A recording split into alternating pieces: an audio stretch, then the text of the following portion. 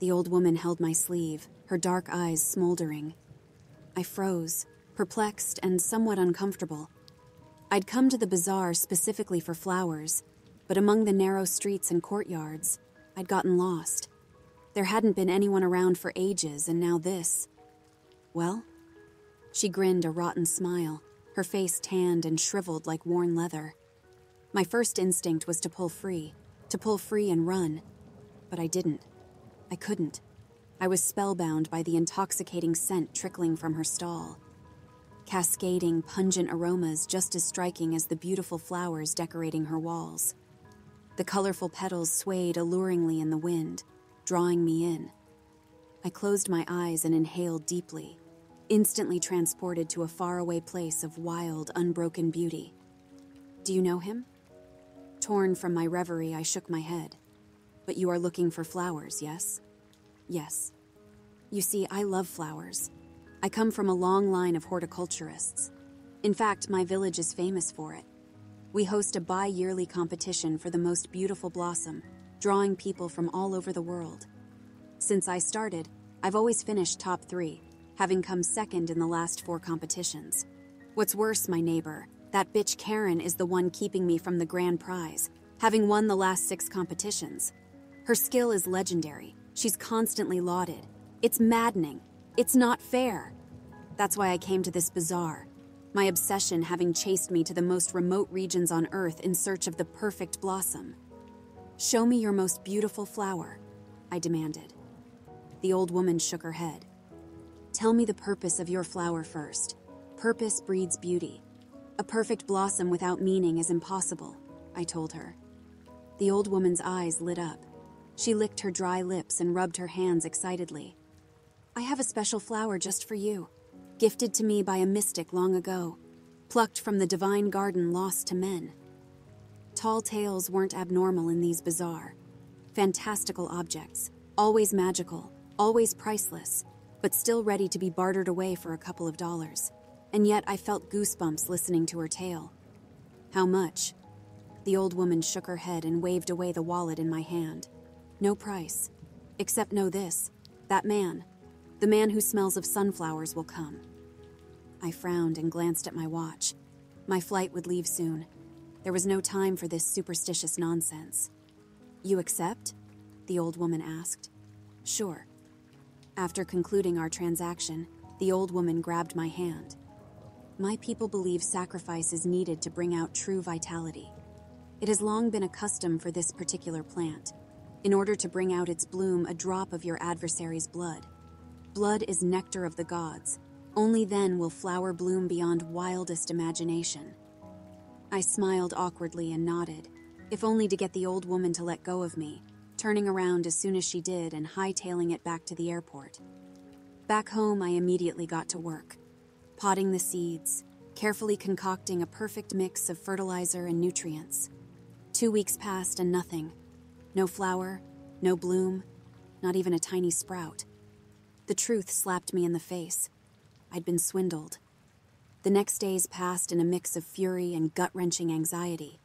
And though I still had a greenhouse full of flowers I'd carefully cultivated all year, timed to perfection to bloom during competition weekend, it was not enough. Every day, going and coming back from my salon, I drove past Karen's house. This time, she'd even refrained from using a controlled greenhouse environment. Instead, she'd transformed her lawn into a single, breathtaking flower bed. A rich tapestry of color abuzz with life and fragrant vitality. None of my flowers could compete. It was unfair. Like comparing Monet's gracefully dotted style to those done by a finger-painting toddler. And all that she'd freestyled, not just braving the outdoor weather conditions, but seemingly bending them to her will. Every time I drove by, a cold hand reached into my stomach, twisting my innards more and more. And then it was here. The Friday prelude to competition weekend. And just as she always did, Karen came to my salon. Beating me wasn't enough. She needed me to doll her up to do it first. Karen sat in silence for a while, leaving me to cut and pluck away. I like working with hair because its upkeep is not all that dissimilar to gardening. You have to bring out the full beauty of what's there while pruning away the unwanted parts. As it always did, Our conversation turned to pleasant gossip. Down the road, Tara's 16-year-old daughter got pregnant. It seemed the apple had not fallen far from the whore tree. And Sarah from the post office heard from her cousin, who's a nurse at the local hospital, that Tara had come in looking for information about abortions. The scandal. Like I said, pleasant enough until it wasn't. Are you ready for tomorrow? I let slip a quick glance in the mirror. As our eyes met, the edges of Karen's lip twitched into a sly smirk. I am. You? Karen shrugged. You know, I'm not sure. Since I've won so often, I wanted to try something new this time round. I don't know if you've noticed, but I'm not using a greenhouse this year. I just planted some flowers in the yard and hoped for the best. I've noticed. Karen shrugged once more. I just don't know if it's good enough this year. The absolute gall of this woman, trying to play it cool, like she didn't know just how majestic her flowers were. I suppose it depends on the competition, I replied through pursed lips. Karen chuckled. You know, I came by your house the other day, but you weren't there. I couldn't help but take a look inside your greenhouse. I guess I'm not the only one taking it slow this year. Karen pulled away while covering her ear, leaving me standing there awkwardly with my bloodied scissors. What the hell? I'm so sorry, I stammered, snatching a pile of tissues from the box and handing it to her. I must have slipped. Karen dabbed her ear and flinched. She turned towards the mirror to inspect the damage. The cut was not deep. After apologizing profusely, she let me finish and left without saying a word. But I didn't care. My attention now entirely focused on the bloodied scissors. Immediately after Karen left, I closed shop and went home. The old woman's strange words rang through my head. It's not like I really believed them, did I? But then again, why not give it a go? I carefully mixed Karen's blood into the flower pot and went to bed. I've always been a light sleeper, so it was no surprise when I woke in the middle of the night. But I soon felt like something was off. Although the air felt unnaturally humid, my body was shivering. I wiped the sweat off my clammy skin, deciding to go downstairs for a glass of water. There it was, waiting for me on the kitchen table. No longer an empty pot, but the most beautiful flower I had ever seen. A graceful, flawless stem sprouting about 30 centimeters into the air. White, silky petals like spun moonlight, their geometric patterns encompassing a ruby blossom. It burned the dark like a divine fire. Exhilarated and jubilant, I began jumping up and down victoriously. Not only was I going to win this year's competition, but I'd just sprouted a flower of such flawless beauty that I felt sure it would change the world. Giddy with glee, I stormed outside. I couldn't wait until tomorrow. The time for Karen's humiliation was now. As I ran down the road, I spotted something weird floating in the air. Yellow granules drifting in the dark. Spores of some kind. Pollen. Coming from Karen's house. As I approached, my nose crinkled. A foul smell filled my nostrils. Sour, like a field of wilting flowers. But not just any flower, no. This had the distinct smell of sunflowers. But the pollen did burn, instantly irritating my skin. Thankfully, I'd pulled on a hoodie before storming outside.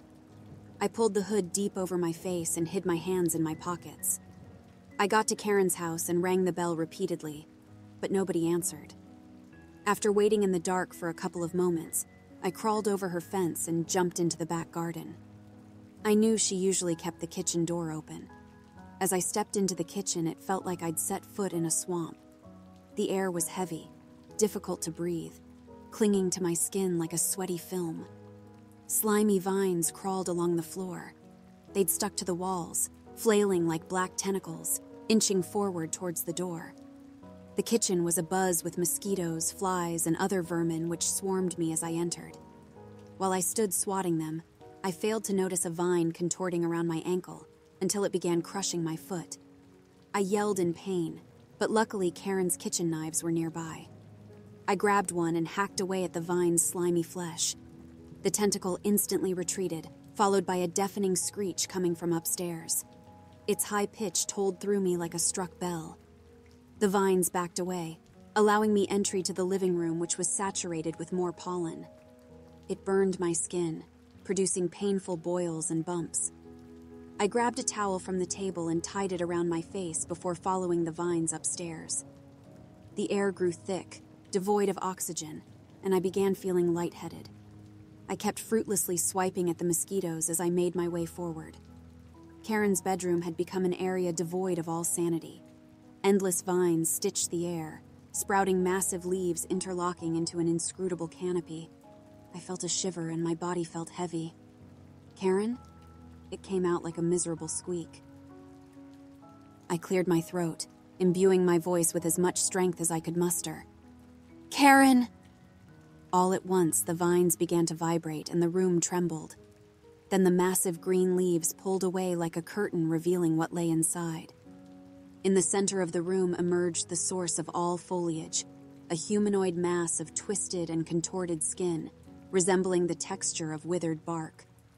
Cracked wounds oozed with sap, nurturing swarms of insects crawling and feasting on the decaying flesh. But among the unfathomable horror, I saw beauty. All over its head grew delicate flora, a tapestry of vibrant petals with vivid hues that defied logic and demanded my eye. These grotesque bouquets of unnatural beauty seemed almost luminescent, with a pair of sunflowers of the purest yellow growing in the sockets that once contained eyes, mocking the darkness that surrounded us. I couldn't help myself. Once again, a familiar fury took hold. For a moment, I felt burning jealousy. Once again, I'd been eclipsed. Once again, Karen had given birth to beauty I could not obtain. With the knife still in my hand, I stormed forward, but the creature's sunflower eyes sensed my presence, and once again the room vibrated, and its withered lips peeled back, revealing the depths of a gaping mouth from which erupted another deafening screech, rousing forth the insects from its flesh.